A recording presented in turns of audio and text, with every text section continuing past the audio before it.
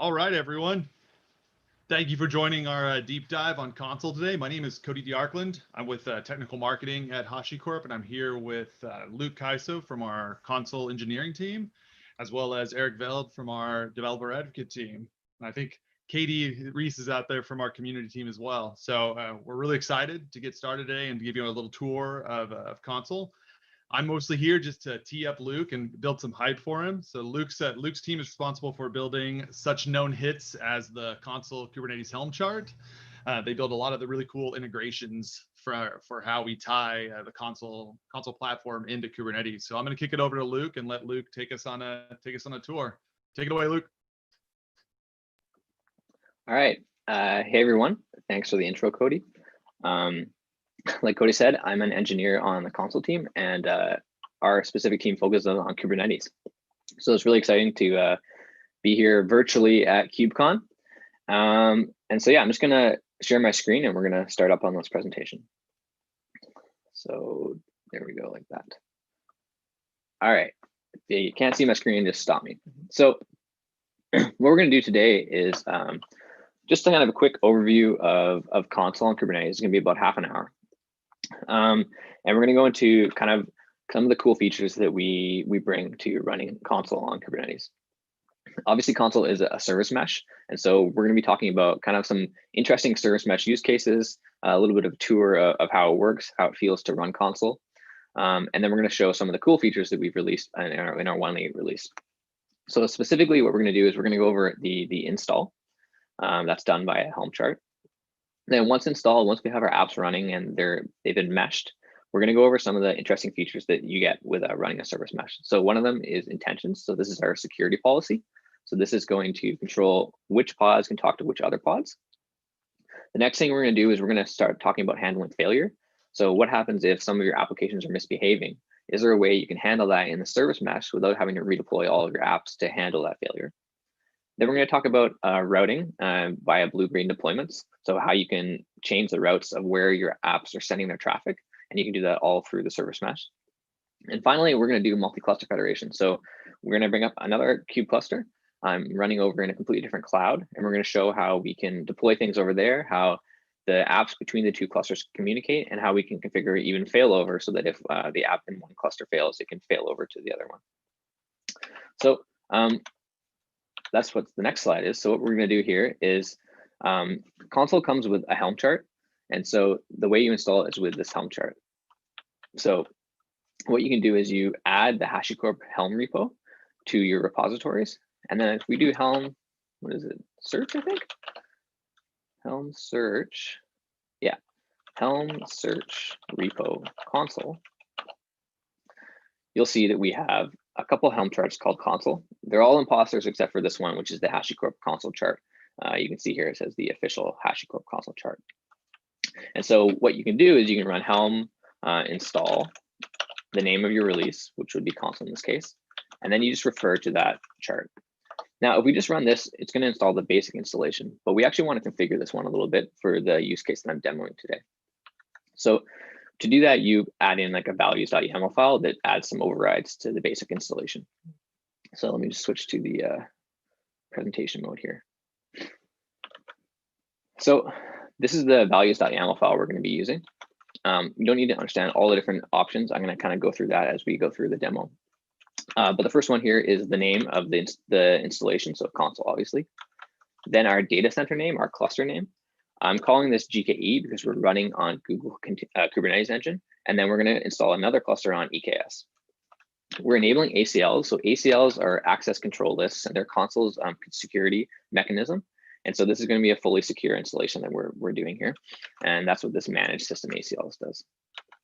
These things that have federation, I'm going to go over them later, so we'll skip that. Obviously, we're going to enable TLS here, so we get a fully secure installation. This controls how the Consul components are talking to one another. You can disable this if you're doing demos and you want to be able to talk to Consul without you needing like an SSL cert. This is where the service mesh happens. So what this says is this enables the ability to annotate some of our pods.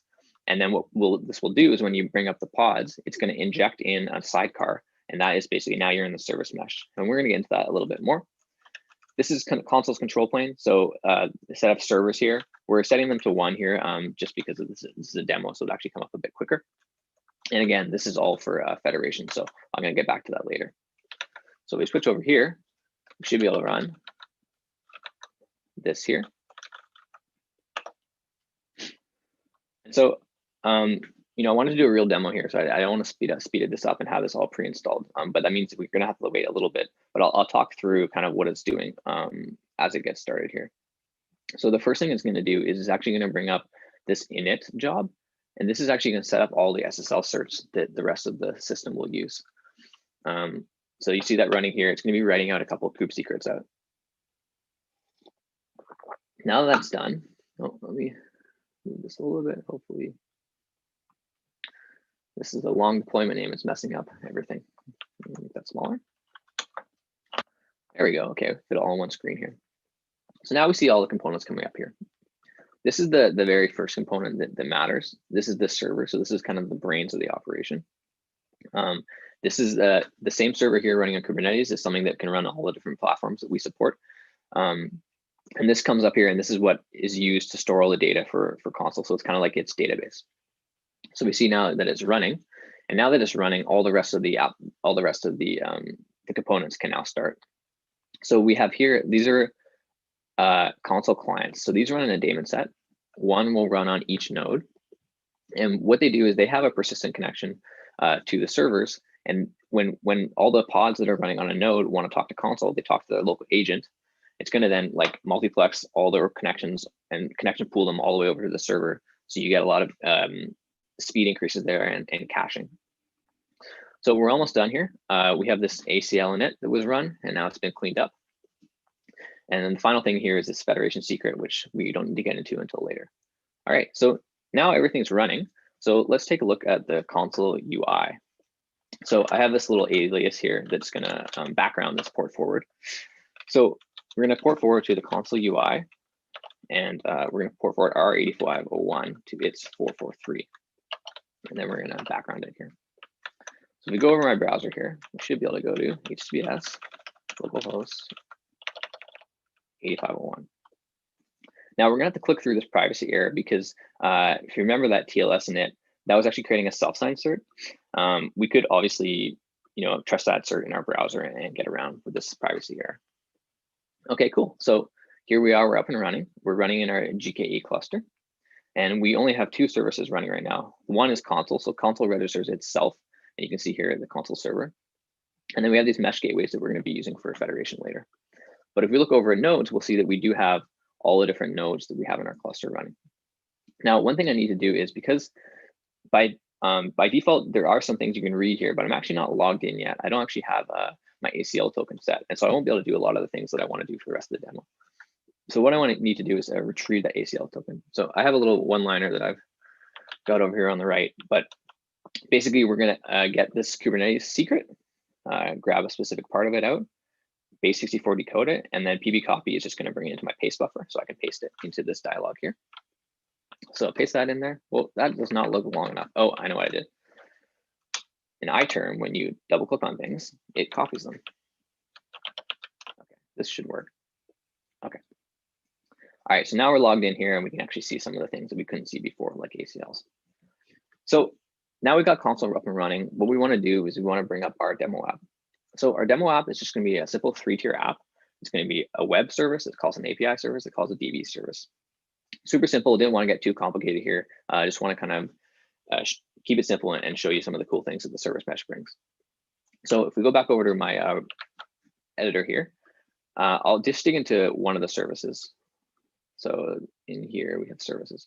So this API, DB, and web, they're pretty much all the same. I'll just dig into the web service here. So it's a simple deployment. This is the pod spec here. Kind of the magic happens here. So this is an annotation that says that we want to inject the sidecar into the pod. And that's going to give us the Envoy sidecar. It's going to be automatically injected.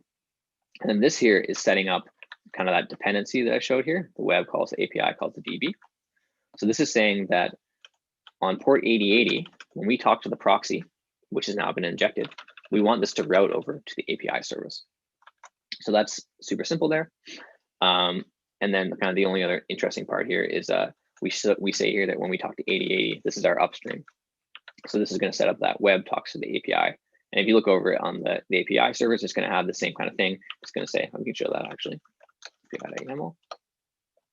We'll see here that we have the DB service here and it's upstream. So the API service is going to talk to the DB service. So let's run kubectl apply on that. Services. All right, so we should see our 3 deployments come up here.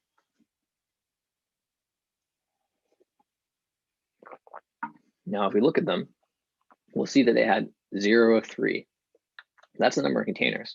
Now, if we look back here, we can see that actually each deployment only has 1 container. So this is showing you that that sidecar injection is working. It's injecting the sidecar, and it's also injecting another sidecar. It's injecting a sidecar proxy, and it's also injecting another sidecar that we use to manage the lifecycle of these applications. So now that we have this proxy running alongside all of our deployments, we can now make requests, and they're going to leave through the proxy, and then they're going to enter through the proxy. And then when this API service makes a request, it's going to leave through the proxy and enter into the DB. So, what the heck's the point of all these proxies? This worked perfectly fine before. What's the point of this? So it's all about injecting the codes.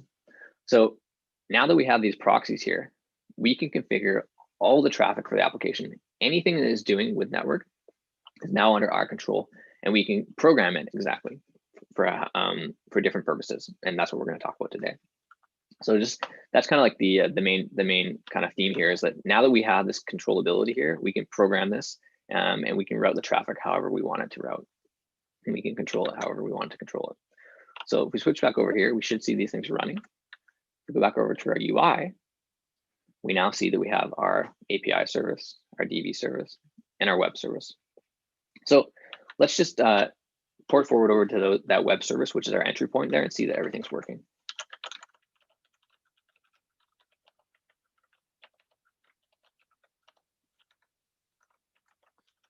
Host 9090 UI.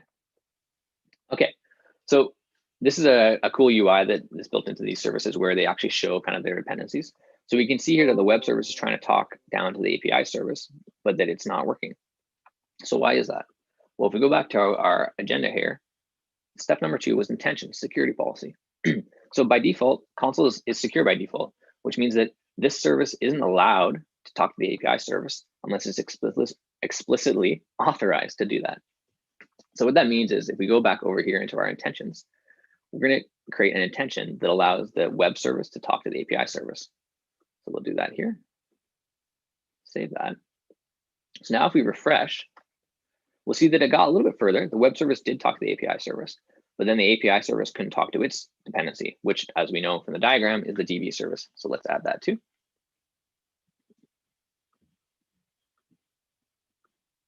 Okay, so now if we refresh, all right, we see that everything's working as expected.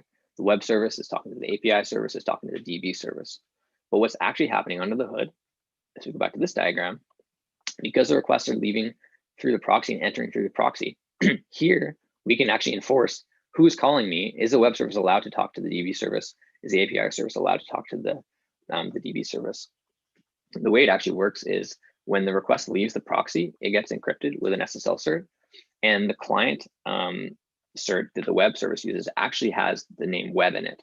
It's identifying, it's cryptographically verifiable that this is the web service that's calling the API service. So when the API service gets that call in its proxy, what it's going to do is it's going to look up the list of intentions, and it's going to say, okay, well, who is allowed to talk to me? And the API service will see, okay, only the web service is allowed to talk to me. It's going to check that certificate. It's going to say, okay, well, this is the web service. It's not some other service talking to me. I'm going to allow this request through.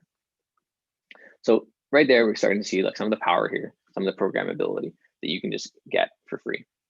We're setting things with SSL certs. They're being created with like the name of the service, and then we're getting all this authorization. And we didn't really have to do anything on our application side. So let's go through another use case for this kind of programmability. So what I want to do is the API service. Let's say it's having some issues. So this is a little thing that's built into this demo app where basically we can set up the error rates. So this is going to be 50% of requests to the service are now going to fail. So let's deploy that.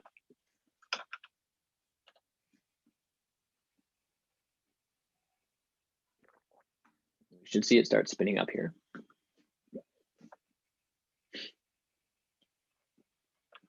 And then when we go over to our UI and we start to curl this, we should see 50% of our requests to the API service fail. So that one was working. Okay, that's failed. Oh, that one worked. That one failed. That one worked. Okay, so how do we handle failure?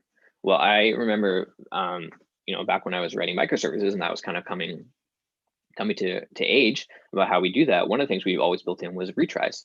So we try to build in retry logic so we can retry requests. Now that works great, but unfortunately it means I have to edit this application. I have to edit web. I have to add in code that's going to say, do a retry to API service, wait this amount of time. What if it changes? What if I want to retry more times, or what if I want to retry less because I'm hammering this app with my retries?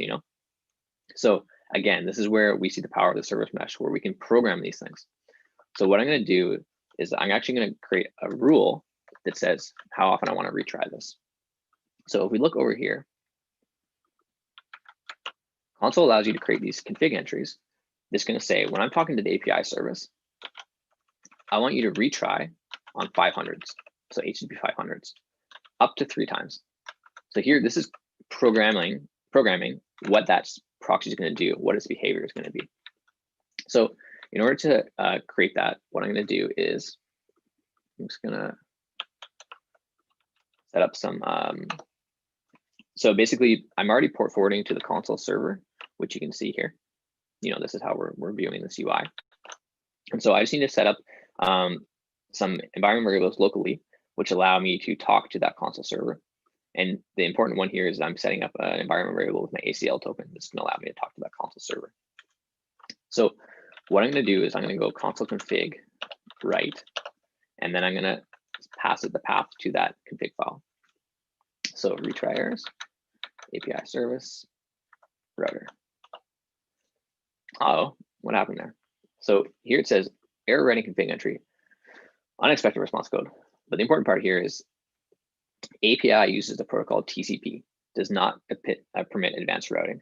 So if we look back over at what we've said here, we said that we wanted to retry on status code 500, but by default, Consul is going to expect that this API service is actually not an HTTP service because it could be a TCP service or a gRPC service, right? So it's going to say, well, I don't even know what a 500 code is because if we're just doing TCP connections, there are no HTTP codes, so I can't understand that.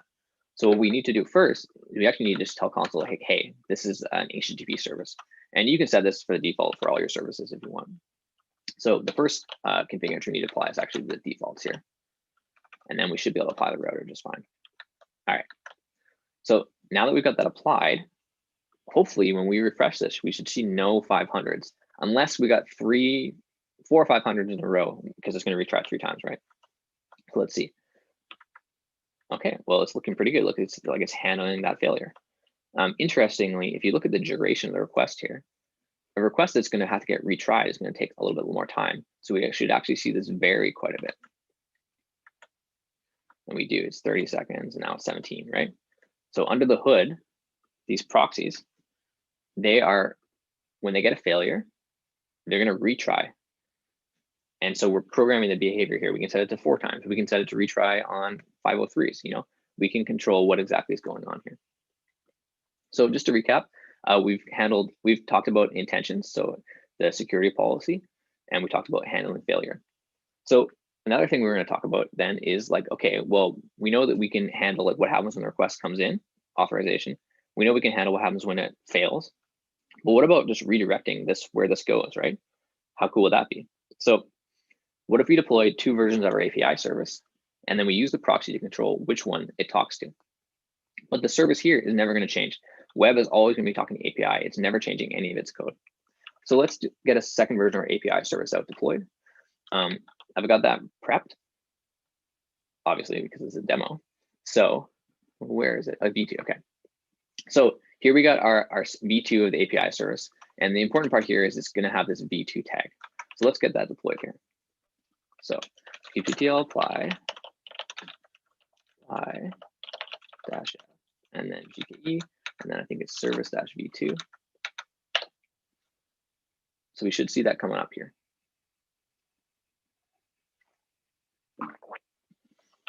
Now, if we look over at our console UI, we should see that the second instance is coming online here. So we have our V1, and now we have our V2 service. So by default, console is actually just going to round robin between the two. So if we look, it's going vAPI, V2, API, V2, you know, it's just load balancing between the two of them. So what we want to do is we actually want to be able to control that.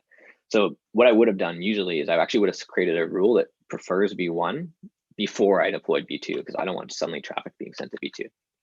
But I forgot. So what we'll do is we'll show you what that looks like. So this is going to be another config entry that's going to say for the API service, I want to default to V1. And this is a subset. And then what we're doing here is we're using a filter. So what is V1? Well, it's any API service that has V1 in its service tags. And so if we look over here, we can see that this one here, this version, this pod has V1 in its tag. And then this one has V2 in its tag. So that's what's going to be used to filter these two. So let's apply that. So we're going to console config right V, and then I think it's under version running. Yeah. Okay. So now when we go back over here, just to be clear, we set it to V1. So we should only see V1 showing up here. Nice. So we programmed this proxy here to only send the traffic to V1. But the web, it hasn't been redeployed. It's still talking out to API. It doesn't really know what's going on. So now let's swap them over to V2 here. So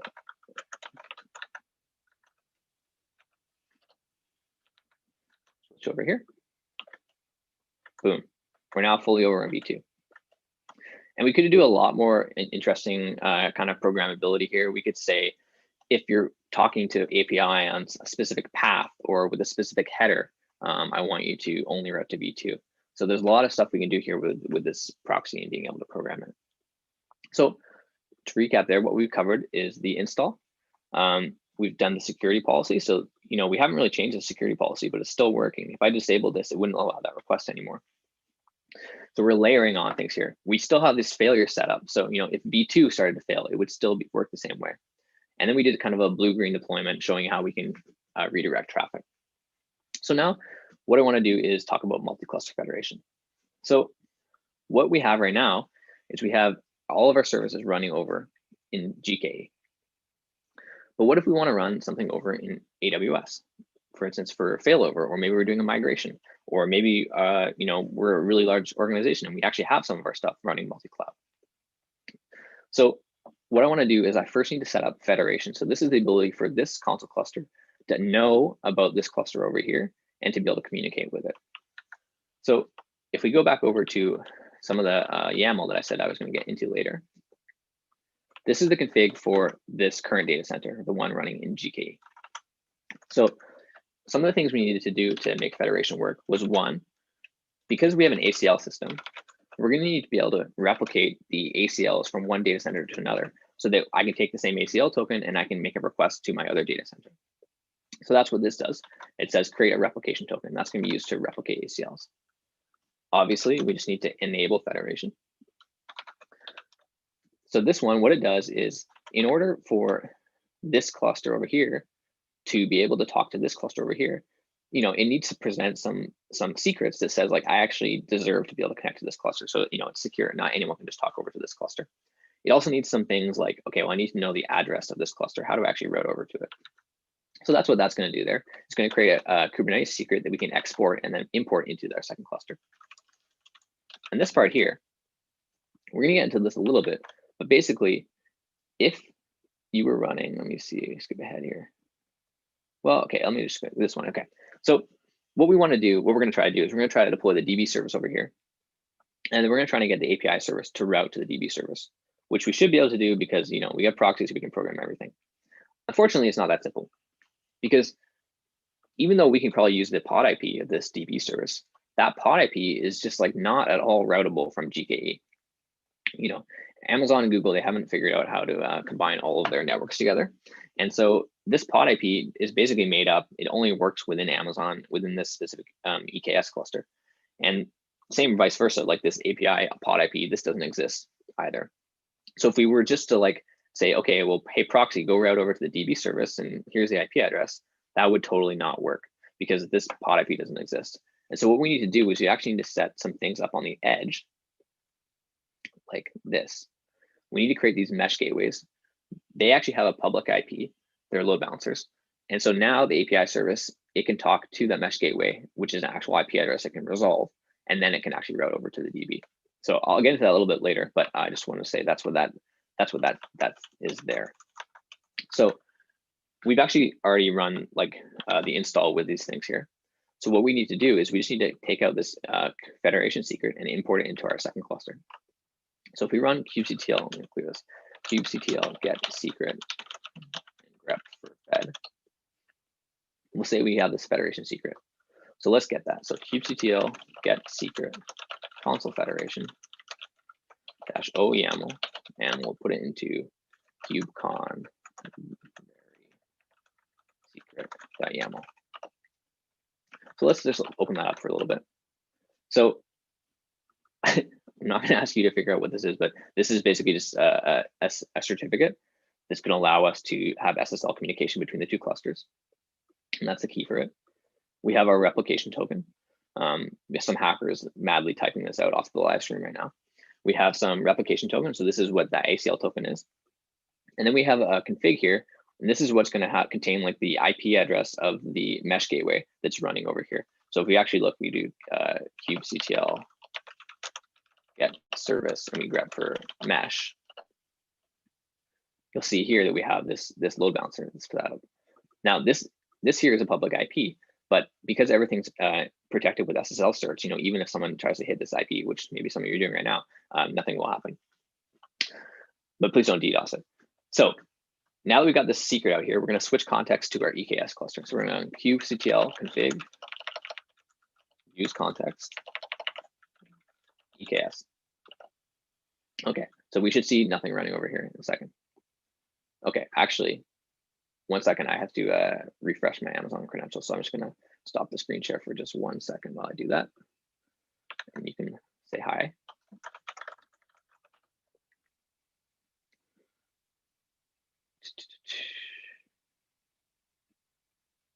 It's working, I think. Okay, cool. Come back to the screen share. Where is it? Zoom, share screen. All right, I think we're back. It's not a demo if you don't have something unexpected in the middle of it. Okay, so now we're authenticated with Amazon. You can see here that we don't have any pods running. So what we're going to do is we have this very secret here. So we're going to apply that. So kubectl apply -f. So now we have that secret listed, and we're going to delete that off our file system. So this file is important. It has a lot of this is basically letting us join clusters. So we got to be careful about that file. Okay, so now that we have that running, now we can run an install over here. So how are we going to do that? Well, we're going to run helm install Consul, our release HashiCorp Consul, and then we got to pass a file over here. So this was the helm YAML file we used to deploy our cluster in GKE. The one in EKS is going to look similar, but because it's a secondary cluster, it needs to reference those secrets. It's going to have a little bit more stuff included in it. So I won't go too deep into it, but basically in some of these sections here, we need to reference that federation secret that we just imported because we don't want it to spin up its own like self-signed cert, and then it won't be able to talk to each cluster. So mostly it's the same, but we're just referencing some of the federation secret that we've imported here. Other than that, you still have your service mesh enabled, you still have federation enabled, you still have your mesh gateways that are running on the edge. And then here again, we're referencing that secret. So let's run install on that. So yes, I'm config.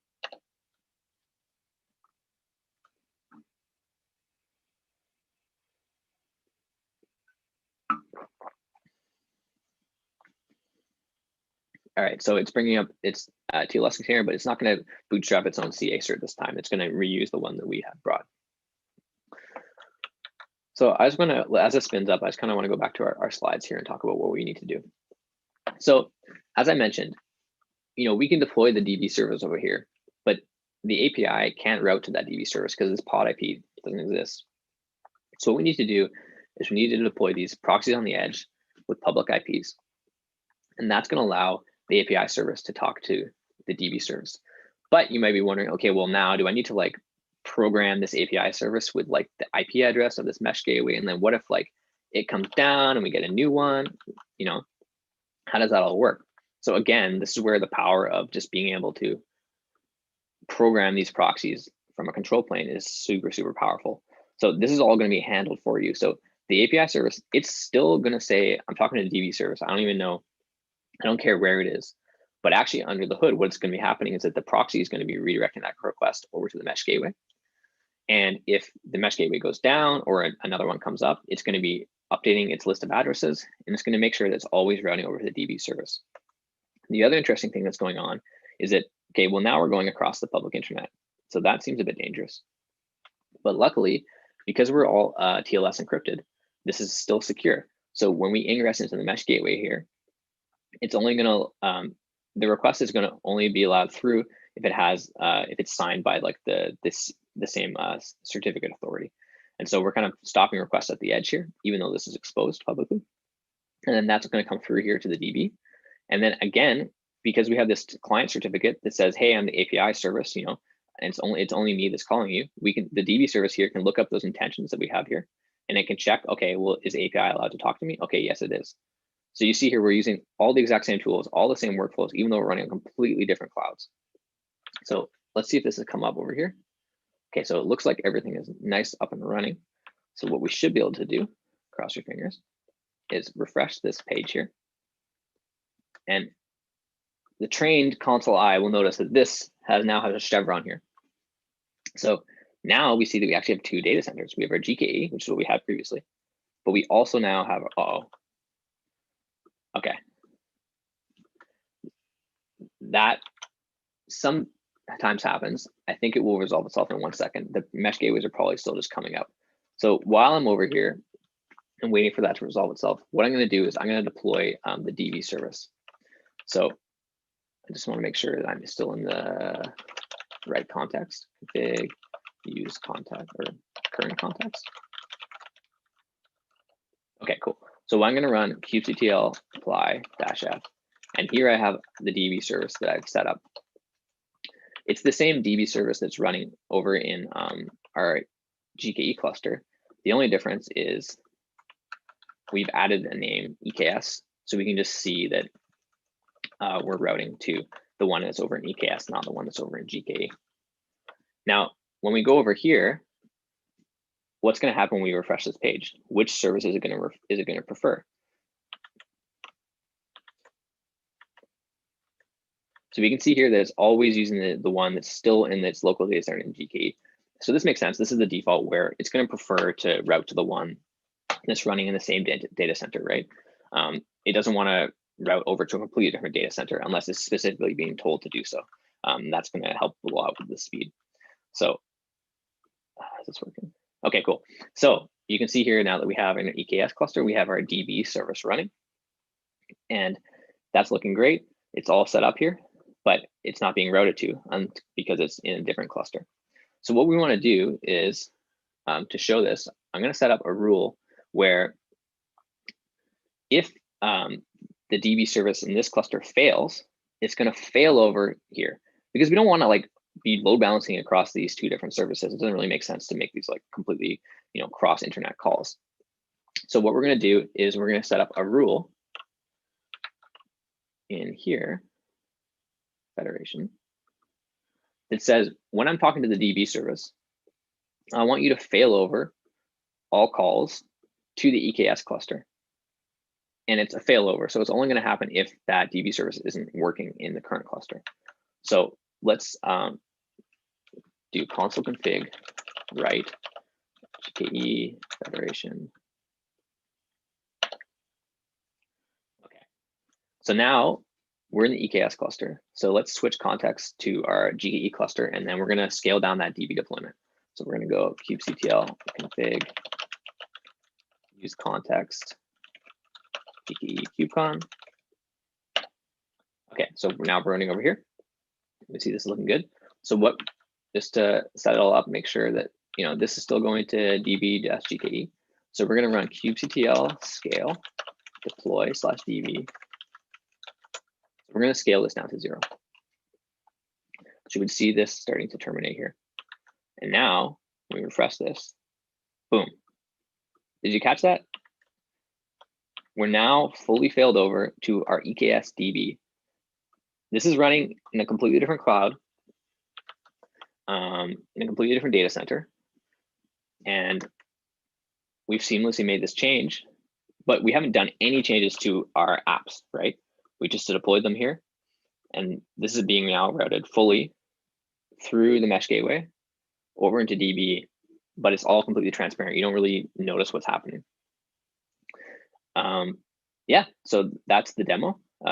Just to recap, what we covered was like the install, intentions, how we can handle failure with retries, blue-green deployments, and then also this multi-cluster federation. And you just saw how cool, how easy it was with like just exporting that secret, and then you bring up Consul, and boom, now you can deploy things to different data centers. This supports multiple data centers, of course.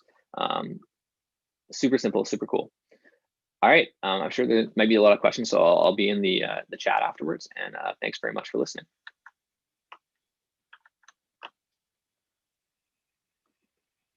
All right, let's switch back. We just need Cody's video.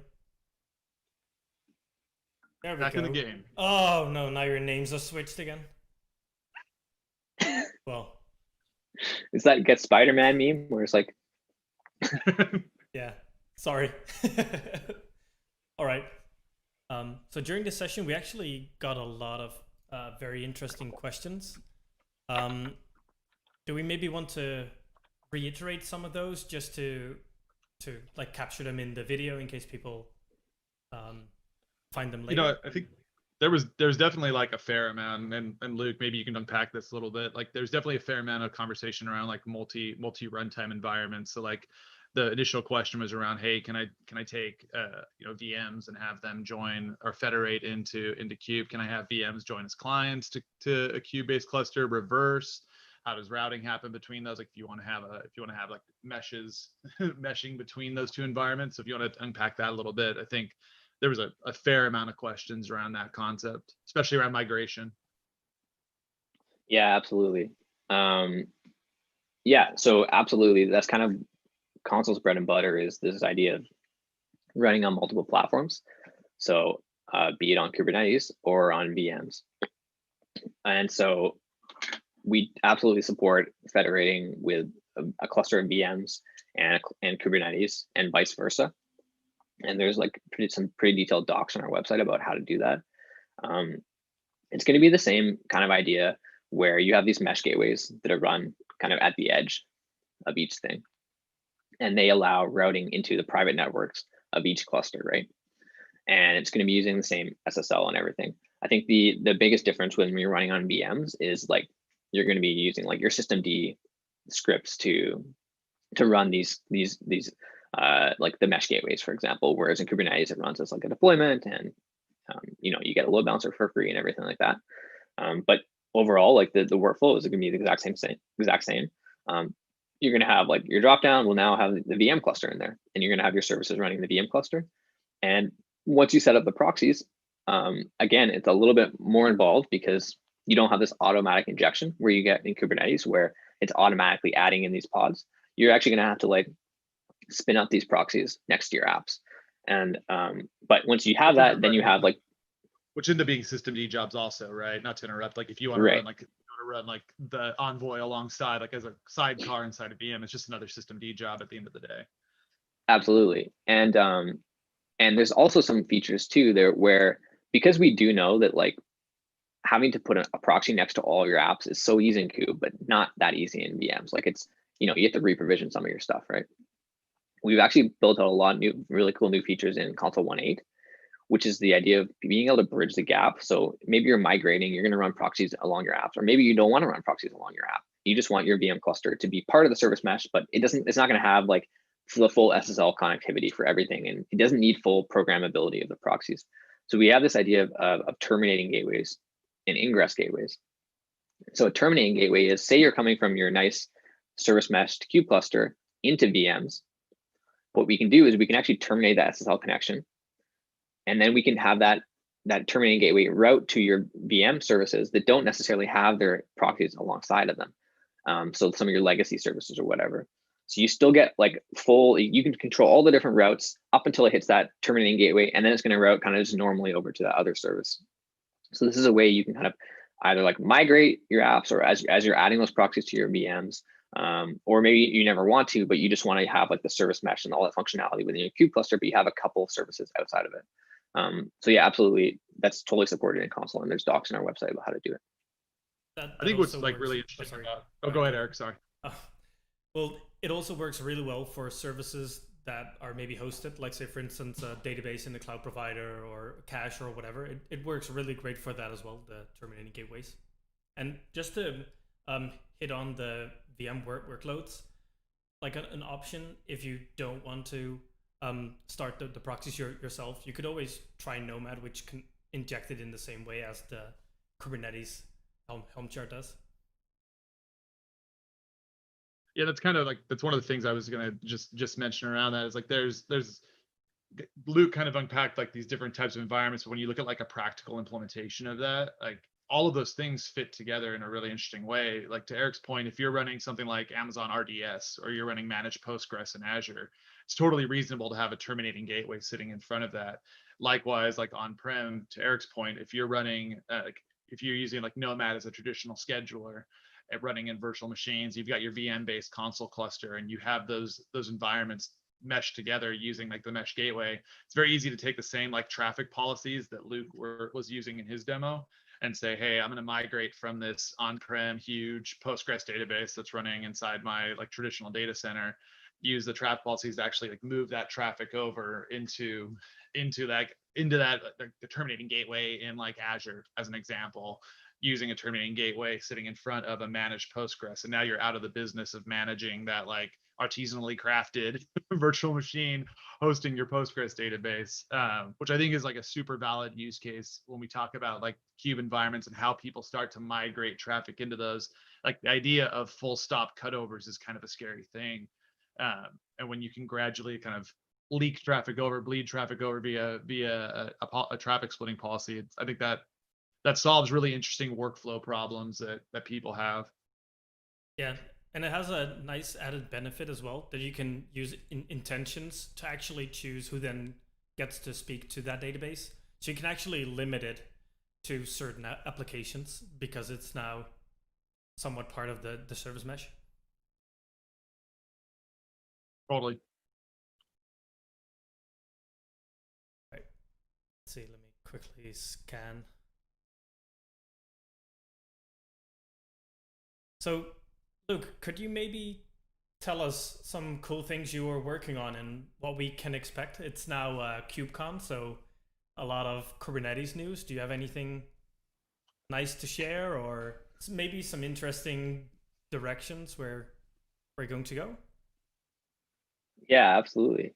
One thing we're working on is support for CRDs. So being able to configure things via CRD, which, I mean, some people like CRDs, some people don't, but there's definitely something nice about having that option to be able to configure things via CRDs. So that's something that that we're working on this upcoming. And then we're, yeah, I think we have like a lot of interesting things that are going to come out in Consul 1.9. I don't know how much we're allowed to share, so I don't want to get myself in trouble there. Cody will know, actually. So he's the trained one here. Don't you put that on me, Ricky Bobby. Don't you put that on me. Yeah, do you have any other features to add, Cody? Nothing stands out as far as like really big things to share. The CRD things will be huge, especially when we're at KubeCon. You know, high level hints. You know, keep an eye out for like information around how you look at traffic inside of a cluster without giving too much away there and keeping things kind of close to the chest. There's definitely a big story around observability in general that I think is a very important thing. And we've got some pretty unique perspectives on ways to make this better. So I would say keep an eye out for things around that, dropping vagueness there. And then obviously like the CRD stuff that Luke talked about.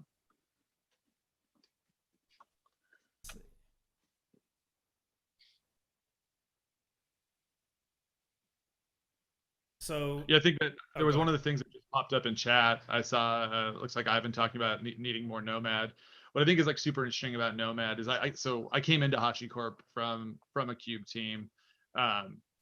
And what I think is super interesting is now that I've kind of like been inside HashiCorp for a while is like the amount of environments where like running both of these together makes a ton of sense. To Eric's earlier point, it's challenging running, or not challenging, I don't want to say it like that, but like when you run just a regular virtual machine, there are a number of manual steps you have to do to get kind of Envoy running on that VM. And you can script that out in like Ansible or Puppet or Chef and have it handle it in a very like clean way.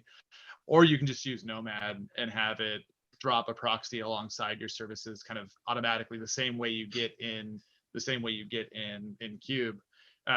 So it creates this environment where it's like really interesting to be able to run Nomad alongside Cube and be able to kind of orchestrate traffic. And I think that that's like the important thing that we focus on is it's about what we try to focus on is how to meld to your workflows and the stuff you're trying to actually accomplish. And these are all just tools in your tool belt, right? Like no one needs to be 100% in any one direction. I think that it's really interesting when you look at how you can use these tools to just make it easier to deploy and manage applications. Like a lot of people ask me around, like, how do you explain service mesh? It's just a way to make applications connect better and give you more control over application networking and security inside of your apps. I think that's a really cool thing about how these products all interact with each other. And like Luke was interacting with like traffic splitting directly via kind of like the splitting files, but all of that can be done via Terraform as well. So if you want to be able to iterate on changes using Terraform, you can use Terraform to drive these same changes. You can have, with the new private runners from Terraform, you can have something sitting in your private data center behind a Cube environment that's not routable, but you can be running the Terraform agent pod in there and having Terraform make those changes to like traffic splitting scenarios in an iterative way and store that configuration alongside your app. So I think that there's a very big story here around making applications easier to operationalize that I think that in general, like the service mesh market kind of misses sometimes. We get really wrapped up in how awesome it is to manage networking traffic, but we forget that this is all about making applications connect better. So I think that's a cool thing to highlight. If you have any thoughts, Luke or Eric, on that, you guys are in the space a lot more also. Go first, Luke. Yeah. There's lots of different ways to kind of set up that configuration. Like Cody said, you can do it via Terraform. You can do it via the Consul config files. Soon you'll be able to do it via CRDs. And it kind of, I think we're all kind of working through the personas that are going to be involved with service meshes and trying to bridge the gap so that developers can control like their apps, but then also operators can control security and kind of things they want to control. So we're trying to make it so that depending on the persona that's operating the service mesh, they can each do their own role and perform their own role without having to like coordinate with each other.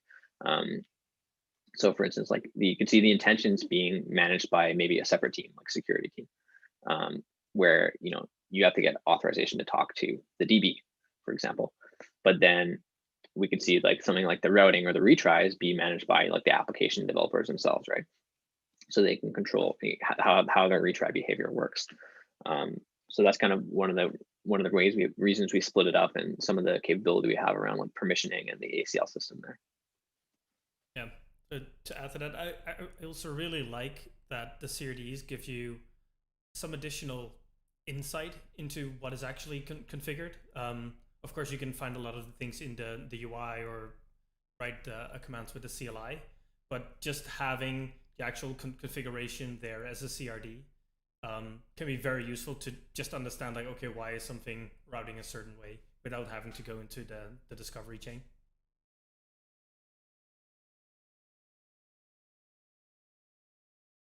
And yeah, to add to what you were saying before, Cody, I've recently tried to configure all the Envoy proxies, etc., myself again for a workload. And after having done DA work for Nomad for quite a while, it was hard to not have that auto injection. So I'm also super happy that it works so well on Kubernetes, because just not having to worry about when your workload moves or wherever it's located is just so nice.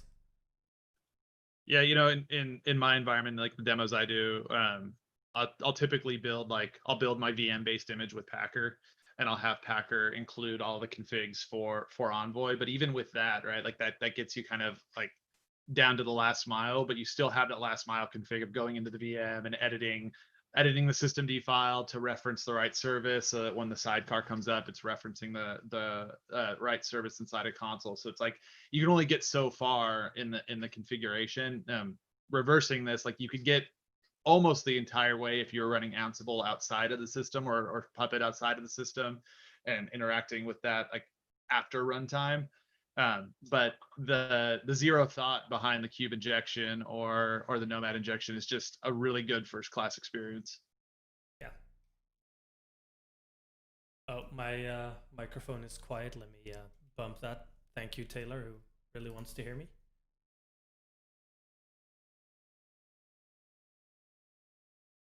Fix that. Oh wow.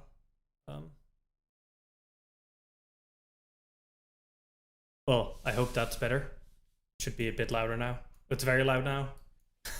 It's good. Oh, I said You're very suddenly commanding voice. All right, good. So one of the themes, and we touched upon this slightly with the whole mesh gateways, is there's a lot of people talking about migrations and coming from those old environments. Like, what would you say is the easiest path to go from plain binaries to running natively on Kubernetes, and then leveraging Consul, obviously? Who would like to go first? I see Luke nodding. Go ahead. Yeah, yeah. Are you talking about migrating to Kubernetes? Yeah. So just plain on-prem, bare metal. Yeah. Yeah. And I mean, I have a decent amount of experience doing this. I've done it in like my last 2 jobs. This kind of migration to Kubernetes. I think the important thing is like keep it simple, and you know, it's really easy to do a demo of migration, but in real life, migration is a slow process, because you need to make sure that your traffic isn't failing, and you need to make sure that, you know, if overnight the kube cluster goes down, that your app, you know, your whole stack doesn't go down too, right? And so I think like be prepared for like kind of take it slow and make it methodical. So what like the main steps are is, one, if you're running a bare metal and you want to run on Kubernetes, then you need to Dockerize your app, right? So you need to be able to run in Docker. There's tons of tutorials about that. And then you kind of need to figure out, how do you represent your application in Kubernetes? So that's going to be reading like the kube docs, reading some tutorials, and understanding like, hey, well, what's a deployment? What's a pod? How do I structure? Do I have multiple different deployments? And I would just do all that using like Kubernetes primitives. So kubedns, deployments, like I wouldn't bite off a bunch of extra stuff there. So I wouldn't say you should start using a service mesh at that point. I think like just get familiar with Kubernetes, how it works in the application. And then often what happens is folks they have their stack, and then it's, instead of migrating an existing piece of that stack over to Kubernetes, they actually have a new project coming up with a new microservice. And they're like, we're going to deploy this on Kubernetes. This is going to be our first service deployed on Kubernetes. And that's a really great way to do it, because often the stuff you have running is super, super critical. And if you're going to migrate this over to Kubernetes, you know, you're taking up a lot of risk there in a platform that you're not necessarily familiar with operating on. And so I think that's a really good strategy to go with, where you put an application in there. It's new, so it's not needed by anything. And then if it goes down, like hopefully it's not the end of the world, right? And so now you figured out how do you operate that application in there, and you figure out all the different things. There's so much goes into deploying an app that you probably don't think about until you start to be like, okay, now we're running Kubernetes. So for instance, okay, how does my CI/CD work? So previously I had this whole flow, but now I need to do this different flow on Kubernetes. So I need to build my Docker image, and I need to have my CI/CD have permissions to deploy into Kubernetes. And what do my environments look like? How many clusters do I have? Right. So there's a lot of stuff that's going to go into how do my metrics work? How do my logging work? How do developers log into the app? How do developers see that? How do my credentials work for getting access to Kubernetes? So there's like a ton of stuff that just bringing that first application in, you're going to have to kind of figure out how it works with your team. And it's all specific to your company, how they work. Are you going to start like doing like PagerDuty roles for the kube cluster or the application within the kube cluster? How do you monitor things there? And now you have writing, right? So there's all these things that you need to figure out to get even just that first app in and get that workflow working.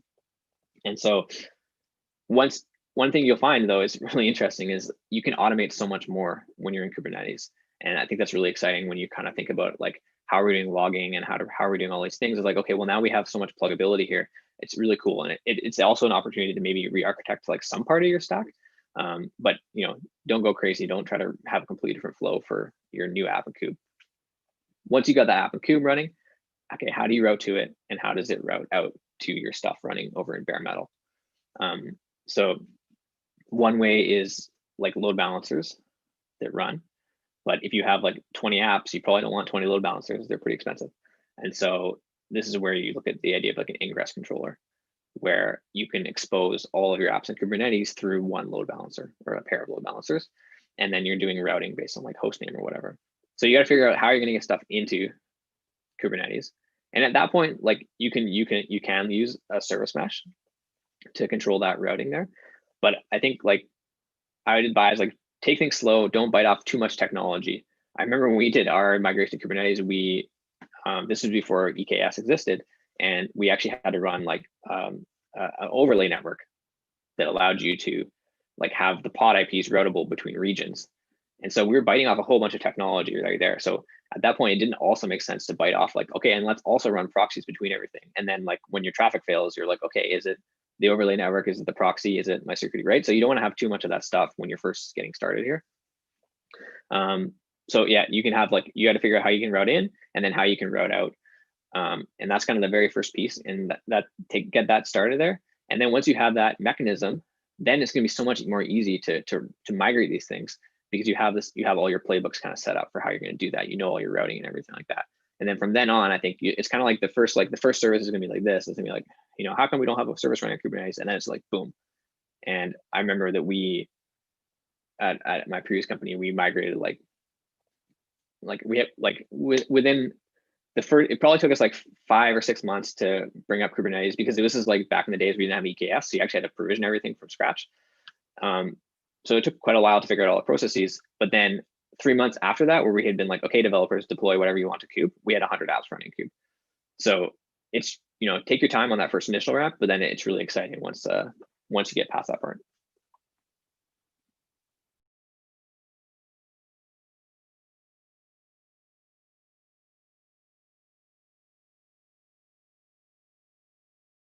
Sorry, I was muted. Do you have anything to add, Cody?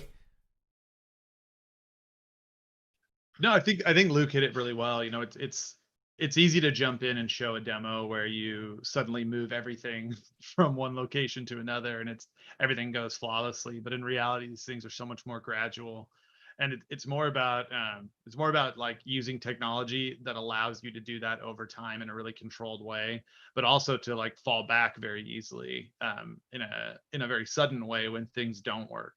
And I think like the sage advice from Luke of like, take your time, move slow, introduce things as you go, is a much more palatable thing in the enterprise, where you flip traffic over and an app goes down and you end up with many 2 a.m. phone calls to get it working. I think that the gradual migration path is a reality for most people who are looking to migrate between environments. I think the app by app path is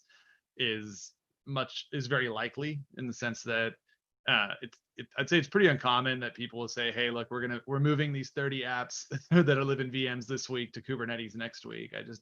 I don't really see that happening in practice. I think that people usually look at like the green field of a new application, or taking an application that's on refresh and saying, okay, now we're going to Dockerize this and run it in Kube, and being able to gradually control the movement of that. The other thing I'll say consider is like migration. Migration is one thing, but also think about like disaster recovery implications and like the way that we do the proxy configuration here inside of service mesh. We tend to talk a lot about like the traffic splitting behavior and, hey, moving from V1 to V2, but there's a lot of stuff you can do from a failing traffic over perspective, like when things don't resolve in one location, being able to resolve in another, and you couple those things together. And you get some really interesting kind of end results there, because you might have the new app running as the backup for the primary app, and then being able to like gradually fail over via like disaster recovery scenarios and things like that. So it's interesting stuff to unpack around how this changes when you take the app logic out of the networking logic out of the app, and you move it into a control plane that kind of has consistent visibility across your environment. It's a very interesting way to like change the look of it. We talk a lot in the Nomad world. I know it's come up a few times in the chat so far about like application side lifecycle, but you can look at service mesh as a way to achieve like networking lifecycle for applications too. Like I said, I think that's a really interesting place that I think service mesh is going to gradually mature more into. I think there are things that are just table stakes at this point, like things like MTLS are just table stakes, right? Like we all do MTLS. It's not a differentiator. But I think the way that we operationalize the movement of applications, the failover of applications, and the way that we connect applications together is really what's going to define the service mesh market. And I think to add to that, I think service mesh has actually made a lot of the networking problems that we had before when you wanted to do service discovery, etc., a lot simpler and more unified, where before you had to run your own proxies and use Consul template, for instance, to generate the configuration, etc. You now get that automatically by using the service mesh. And if that's the only thing you're using it for initially, that's already a huge benefit coming from zero. And then all the additional things that you can unlock later, like retries and all the resiliency, observability, etc. It's just icing on the cake, in my opinion. So we have a question from chat about monitoring and alerting. How would that work with Consul? And is it even wise? Well, yeah, monitoring and logging is a good thing to do. Yeah, or maybe maybe they meant more like, should you use Consul for that, or should you use something else? Maybe that's more what they were asking. I think so. Yeah, because obviously you should monitor and alert all the things. So Consul has a whole set of metrics that it outputs, and then all of the Envoy proxies that we use for our sidecars, they also have a whole set of metrics that they output. And so you can hook that into Prometheus and then build up like a bunch of Grafana dashboards and everything, and you can set up like service monitor things on Prometheus with that. I think like Consul does have its own health checks. I mean, maybe that's what they were asking about. But what I'd recommend is just hooking into like existing Kubernetes like readiness checks, because there's going to be so many like more tools that exist out there that you can bring that right into PagerDuty or whatever. So that's kind of like at a high level what I would look at. Yeah, I think definitely. I would for sure add the Consul health checks to my services just for routing purposes. But yeah, definitely try and monitor as much as you can on your services.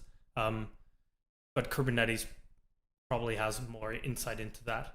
Now the nice thing is actually as well that you can use those metrics as well for things like auto scaling, for instance.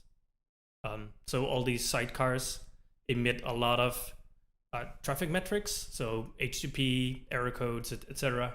And those are great to either report or use for other circumstances like auto scaling.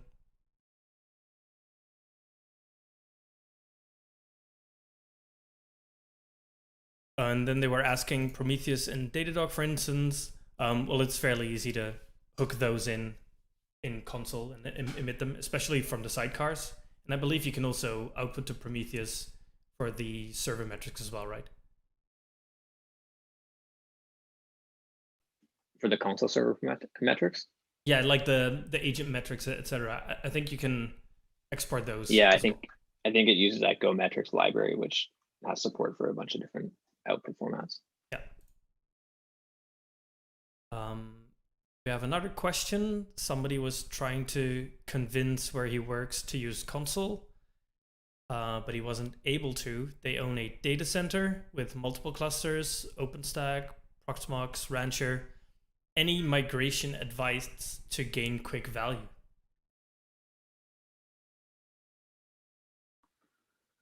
Yeah, that's a good question.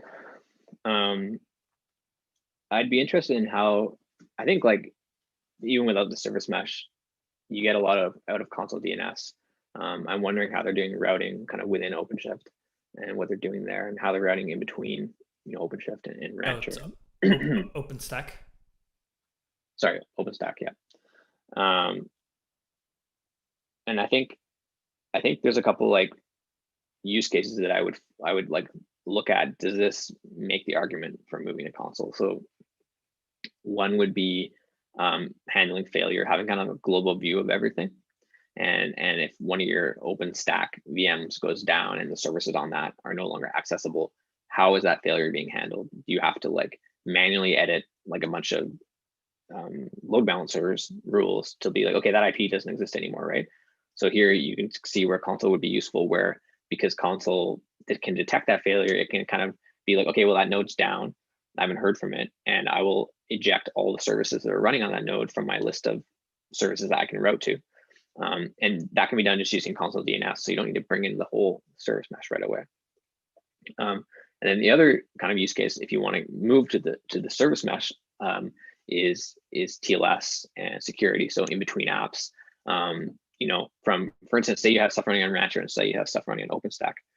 How do you configure which app can talk to which app? So I'm not super familiar with Rancher, but I think it's basically a layer on top of Kubernetes. So like all the apps in Rancher have like random pod IPs basically, right? So how can you configure that if I have my API service running in OpenStack and my DB service running on Rancher? Oh, my hands are all weird. How can you configure that those two can route to each other? Is it like some weird firewall rule, or do you have to open up everything to everything? So that's where, if your organization requires some more security around that, you can use intentions where you can take the app running fully in OpenStack, and because its request is getting proxied through this Envoy proxy, it can get like an SSL cert that identifies it only as that, and then that can come all the way into Rancher, but only the app that's allowed to talk to the DB service is allowed to actually talk through that. So these intentions will work across data centers, across platforms, right? So off the top of my head, like those are the two kind of use cases that I would kind of gravitate towards. And then maybe the third one is, if you are planning to do a bunch of migrations, having the ability to program where the traffic goes is obviously pretty darn useful when you're doing migrations. And so if you plan to consolidate platforms or move things between platforms or replatform, I think that's also a really good argument for being able to configure where these apps talk to. And often the team that does a migration is the ops team, and they don't have access to the code for the dev team, right? And so this is where this division can be really useful, where the ops team doesn't have to redeploy that app and point it at a different service. Instead they can just program the proxies. So those are the kind of the three that stand out to me. I don't know if Cody, if you have any other thoughts there. Yeah, sadly I don't. I think that's pretty spot on. So yeah, same. So last call for questions, I think, because I think we went through most of it.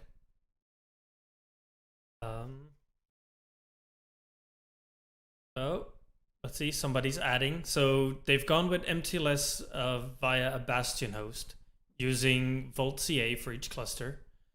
They do have Nice. IP ranges per cluster, so they firewall per cluster to the Bastion for now. Yeah. He really wants to use Consul. Just install it. Yeah, and but I think that's great. Like, I really love that. Like, you have to have that first step. I think that's what I was talking about when we talk about migrating Kubernetes. Like, don't bite off more that you can chew. And I think that is a totally legitimate first step, especially if previously you didn't have SSL or whatever. That's a good first step. Like you have just like one load balancer, you have a bunch of firewall rules. It's not the best, but at least it gets you kind of there into Kubernetes. You're learning how to operate Kubernetes or Rancher or whatever. And then, yeah, you can look at, okay, well, now we need some like higher level tools that manage this for us, and we don't want to run our own control plane. Yeah, I think, as you said, the intentions probably level up, like +1 what they did now with the firewalls per cluster.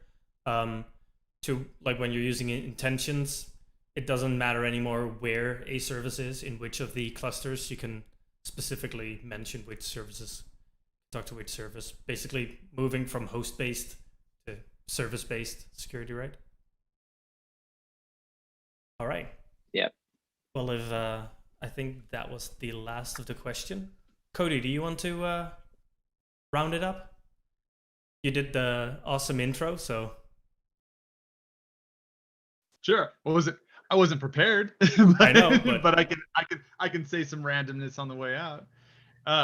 According to the live stream, you're Luke, so whatever you say is fine. Yeah, go ahead, Luke. Accountable for all of this. So, I think that what's really interesting about this to me is that with how fast like KubeCon has grown, I remember being there last year. And I remember one of the questions that was asked to the audience was like, how many people in here have production Kubernetes experience? And it was a fraction of what the overall pool of people were. And all of these people who were coming, or like it was implied heavily, these people are trying to figure out, like all of us are trying to figure out how to move into this like Kubernetes centric world.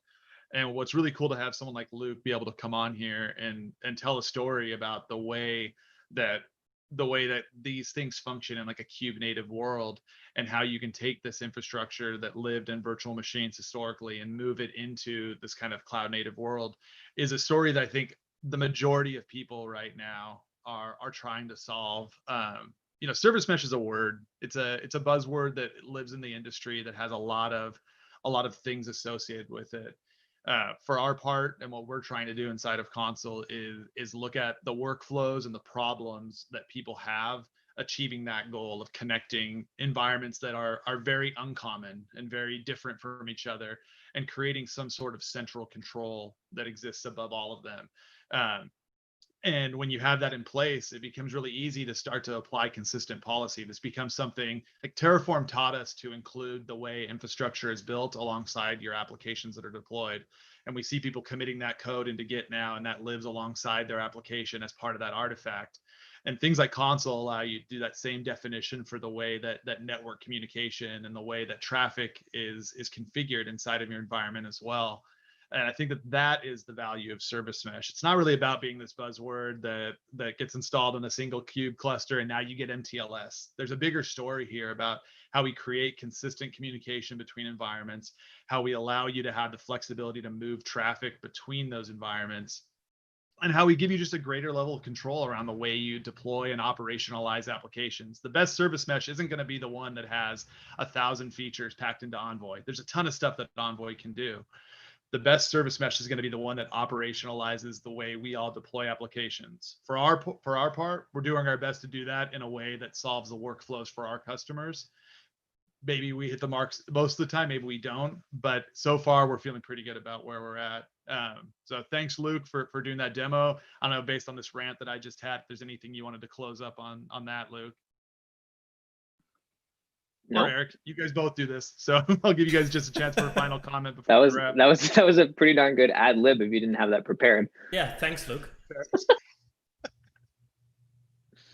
Thanks, Luke, for the presentation, and thanks, Luke, for closing out. Yeah. All right. All right. Thanks, Enjoy everyone. All of us are on Twitter. Luke, Eric, and I are all Twitter users, and our names are pretty simple, so we're easy to find on there. Pelt us with questions. We love interacting in the community. We love hearing about people using this stuff. We love weird solutions for complex problems. I think we're all a big fan of that. So hit us with questions, ask stuff, engage in the community. We love being a part of it. Yes, so, please. Thanks a lot for stopping by, everyone. We really appreciate your time. See ya. Make it so. See ya.